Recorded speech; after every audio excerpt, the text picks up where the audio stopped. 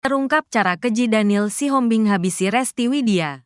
Beginilah kondisi Resti Widya penghuni indekos di RT 7, Kelurahan Pakuan Baru, Kecamatan Jambi Selatan, Kota Jambi, setelah dihabisi oleh Daniel Sihombing, DS. Pria yang ditangkap polisi atas sangkaan pembunuhan. Pada detik-detik kehilangan nyawanya, Resti Widya benar-benar merasakan kesakitan. Betapa tidak, korban ternyata mengalami kekerasan fisik. Leher korban patah dan kepala retak. Kondisi tersebut jelas menggambarkan bagaimana DS menghabisi korbannya. Setelah panik, DS kemudian menyembunyikan jasad korban di dalam lemari. Dalam kondisi tangan terikat dan mulut disumpal kain, korban akhirnya ditemukan sudah mengeluarkan aroma tak sedap. Jasad korban ditemukan pada tanggal 25 September tahun 2024 di kosannya. Lantas, apa sebenarnya yang membuat DS tega melakukan aksi yang kejam tersebut? Hasil penyidikan polisi diketahui jika DS termotivasi untuk menguasai harta benda milik korban.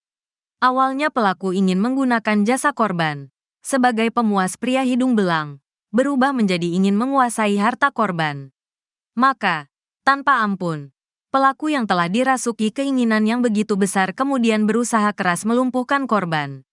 Polisi dalam rilisnya mengungkapkan pria asal Sumatera Utara itu nekat menghabisi nyawa Resti Widya di rumah indekos. Tindakan Daniel Sihombing menghabisi perempuan cantik itu awalnya spontan. Namun, ternyata dia sanggup melakukan tindakan yang teramat sadis.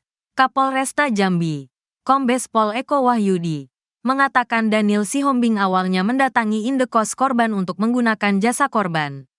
Setibanya di lokasi, pelaku masuk kamar korban. Daniel melihat barang-barang milik Resti Widya.